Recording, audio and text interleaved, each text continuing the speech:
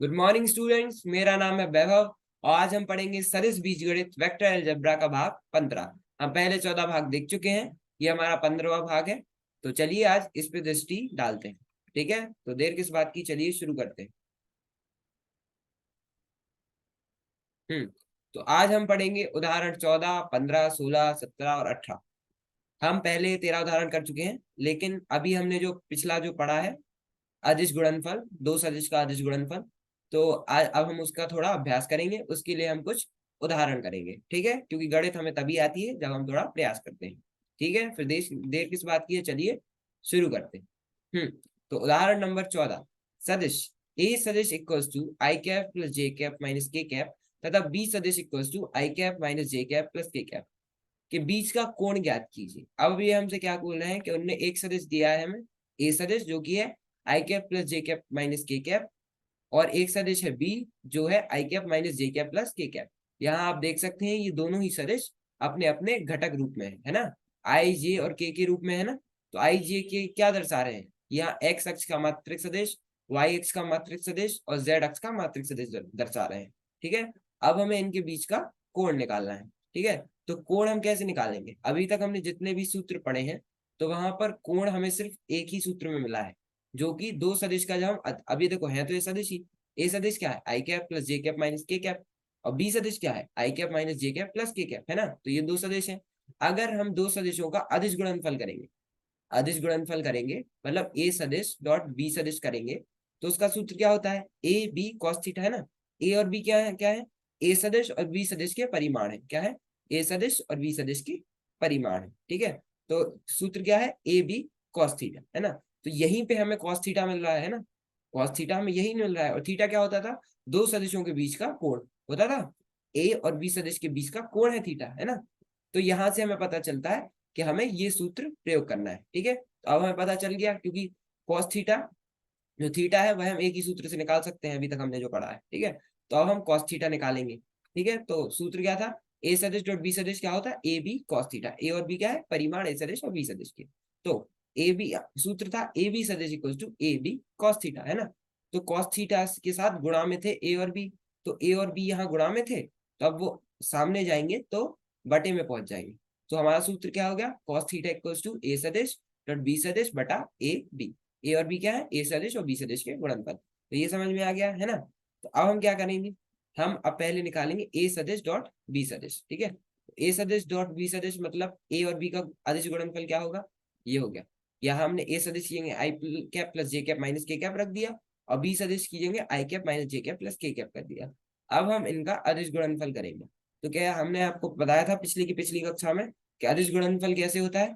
अदिश गुणनफल में हम आई कैप का गुणा आई से करते हैं, जे कैप का गुणा जे से करते हैं और के कैप का गुणा के से करते हैं, और हम किसी से एक दूसरे के गुणा नहीं करते। ठीक है, क्योंकि अगर और किसी से करेंगे तो उनका उत्तर शून्य आएगा, लेकिन जब हम आई का आई, जे का जे और के से के में करेंगे तो वह एक आएगा, है ना।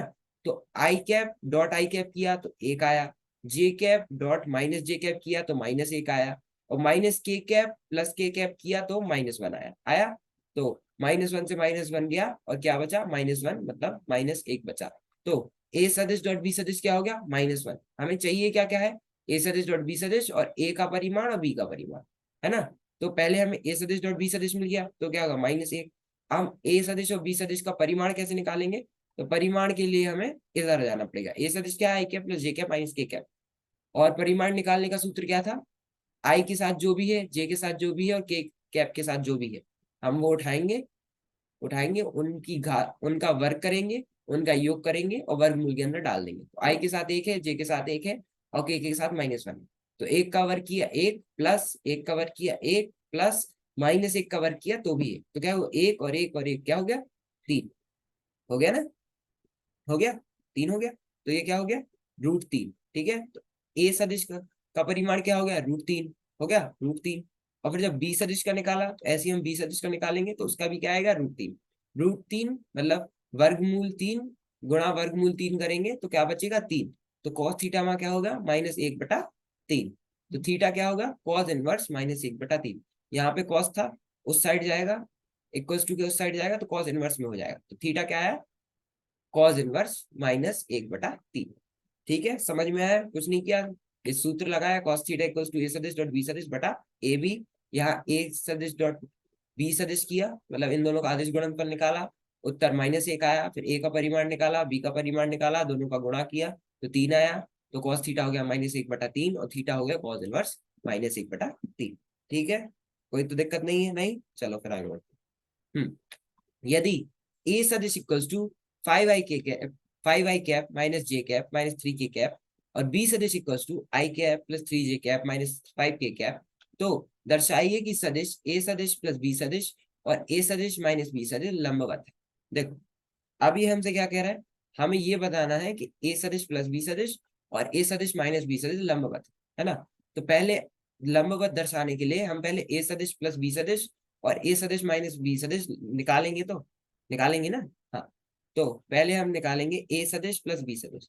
तो ए सदिश क्या है, 5i कैप माइनस जे कैप माइनस 3k कैप। देखो, ये ए सदिश और बी सदिश दोनों ही अपने घटक रूप में, घटक वो जिसमें आई कैप जे कैप और के कैप है। आई कैप जे कैप और के कैप तीनों एक्स अक्ष वाई अक्ष और जेड अक्ष के मात्रक सदिश है। क्या है, मात्रक सदिश। ये सिर्फ अपने अक्षों का की दिशा बताते हैं कि आई कैप एक्स अक्ष में है, जे कैप वाई अक्ष में है, के कैप जेड अक्ष में।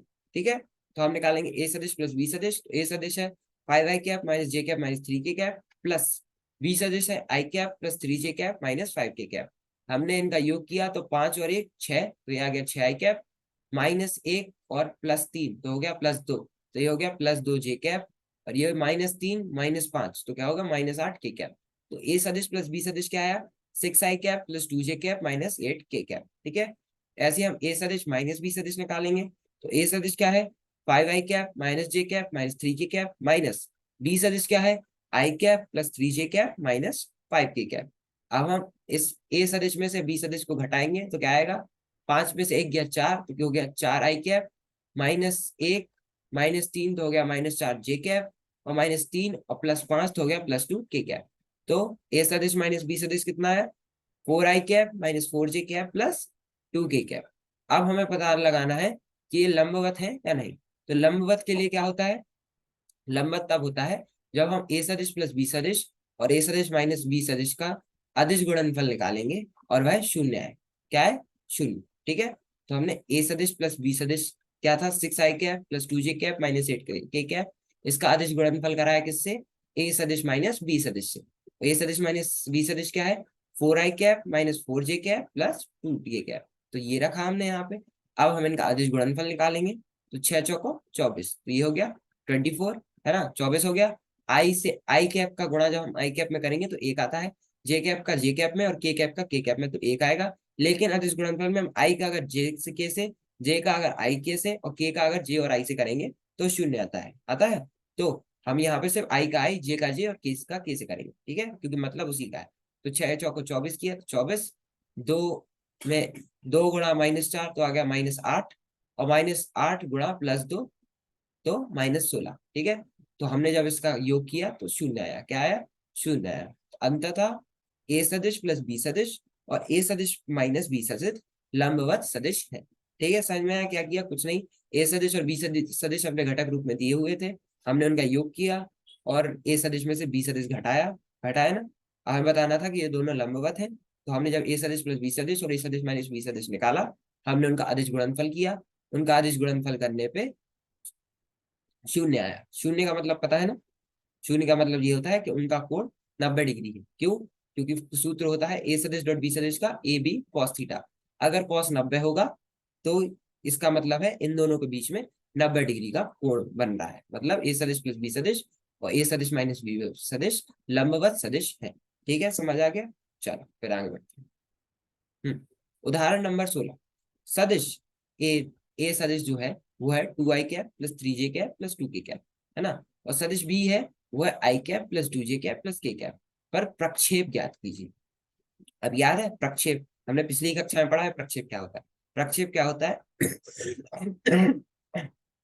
प्रक्षेप होता है किसी सदिश का दूसरे सदिश पे, देखो मान लो ये सदिश है, इसकी अगर परछाई दूसरे सदिश पे पड़ रही है तो ये इस सदिश का प्रक्षेप है।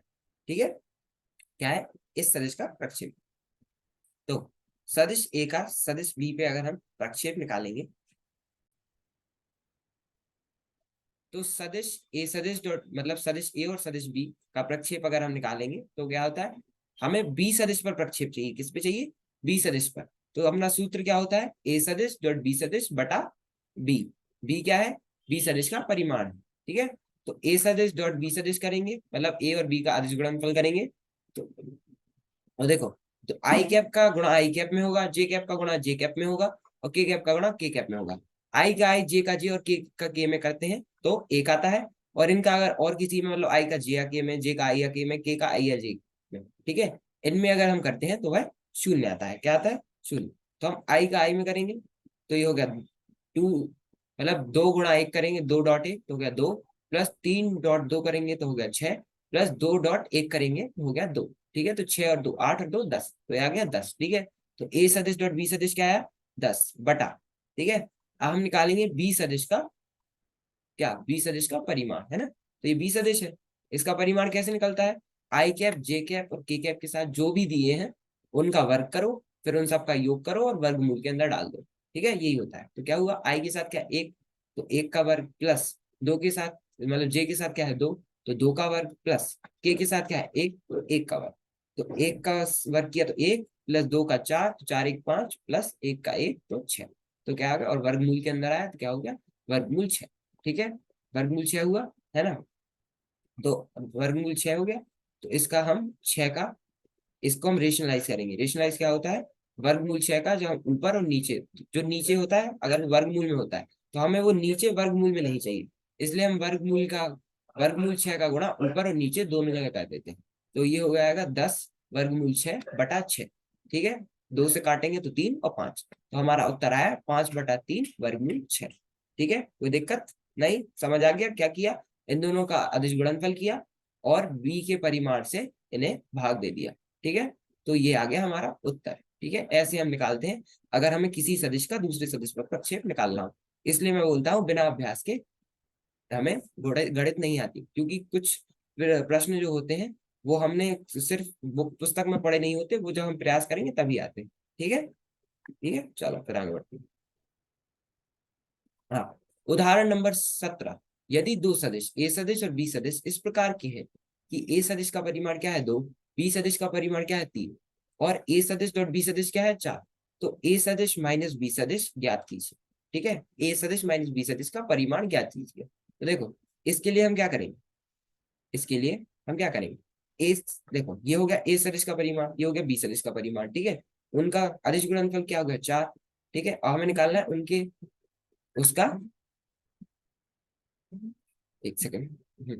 हाँ, हाँ, अब निकालना ए सदिश माइनस बी सदिश, इनके परिमाण का स्क्वायर करेंगे। पहले हम क्या करेंगे, पहले हम ए सदिश माइनस बी सदिश इनके परिमाण का वर्ग निकालेंगे। वो कैसे आएगा, ए सदिश माइनस बी सदिश गुणा में मतलब अदिश गुणनफल करेंगे इन दोनों का, मतलब आपस में इनका अदिश गुणनफल करेंगे तो क्या हुआ, ए सदिश माइनस बी सदिश डॉट ए सदिश माइनस बी सदिश।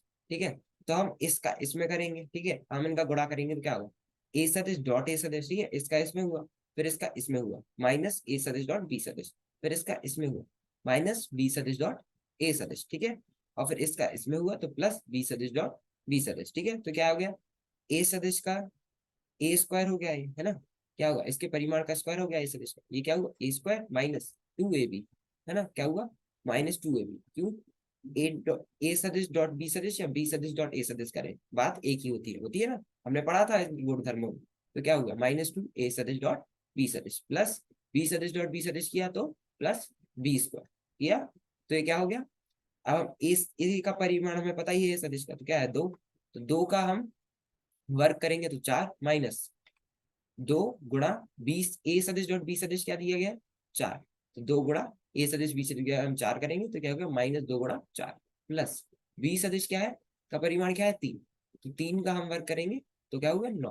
तो हम जब इसका उत्तर निकालेंगे तो क्या है, ए सदिश माइनस बी सदिश आ गया वर्गमूल पांच, कैसे आया, चार माइनस आठ प्लस नौ, क्या हो गया माइन चार माइनस आठ प्लस नौ, तो क्या आ गया पांच, पांच आया। और ये यहाँ पे इस वर्ग में था, इधर अगर हमें इसे नॉर्मल चाहिए कि सिर्फ ए सदिश माइनस बी सदिश का परिमाण चाहिए, तो ये कहाँ आएगा, यहाँ पे वर्गमूल आ जाएगा। तो हमारा उत्तर आया है वर्गमूल पांच। ठीक है, समझ आया, कोई दिक्कत नहीं। चलो फिर अगला उदाहरण। उदाहरण नंबर 18, यदि ए सदिश एक मात्रिक सदिश है और एक्स सदिश माइनस ए सदिश डॉट एक्स सदिश प्लस ए सदिश 8 है, तो एक्स सदिश ज्ञात कीजिए। ठीक है, हमें क्या चाहिए, हमारे पास एक्स सदिश माइनस ए सदिश है और एक्स सदिश प्लस ए सदिश है। ठीक है, इसका मान क्या है 8, हमें एक्स सदिश ज्ञात करना है। तो अब हम क्या करें, क्योंकि ए सदिश एक मात्रिक सदिश है, ए सदिश क्या है, एक मात्रिक सदिश है, इसलिए उसका परिमाण क्या होगा, एक होगा। अगर कोई भी सदिश मात्रिक सदिश है तो उसका परिमाण एक होता है, ये हमें पता है।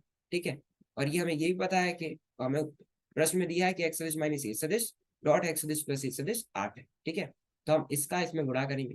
तो एक्स सदिश डॉट एक्स सदिश किया प्लस एक्स सदिश डॉट ए सदिश किया माइनस ए सदिश डॉट एक्स सदिश किया माइनस ए सदिश डॉट ए सदिश किया, ये क्या है 8। ठीक है, एक ये क्या होगा, एक्स स्क्वायर हो गया है ना, अदिश गुणनफल हमने पढ़ा है ना, इससे अदिशांश, इसका उत्तर अदिश ही आता है। तो एक्स सदिश डॉट एक्स सदिश क्या हुआ, एक्स स्क्वायर हो गया माइनस ये क्या हो गया, एक हो गया। क्या हो गया, एक। कैसे, इससे एक कट गया है ना, इससे एक कट गया, और माइनस ए सदिश डॉट ए सदिश क्या हुआ, एक, है ना, इक्वल्स टू 8। तो एक्स सदिश का स्क्वायर क्या हुआ, 8 प्लस 1 9 हो गया। तो एक्स सदिश कितना है, एक्स सदिश का परिमाण हमारा कितना है, 3। समझ आया, इसमें कोई दिक्कत नहीं, क्योंकि सदिश का परिमाण सदैव शून्य तक होता है। ठीक है, कोई दिक्कत नहीं। चलो ठीक है, फिर आगे बढ़ते हैं। हाँ, तो आज के लिए हम इतना ही रहने देते हैं। बाकी आज हमने प्रयास के लिए उदाहरण 14 15 16 17 ये उदाहरण किए। अब देखो, अगली कक्षा से पहले पहले आप ये सारे उदाहरण एक बार फिर से पढ़कर आओगे, ताकि जब हम अगली कक्षा करें तो आपको बहुत अच्छे से सब कुछ समझ में आए। ठीक है, बाकी आज के लिए हम इतना ही रहने देते हैं।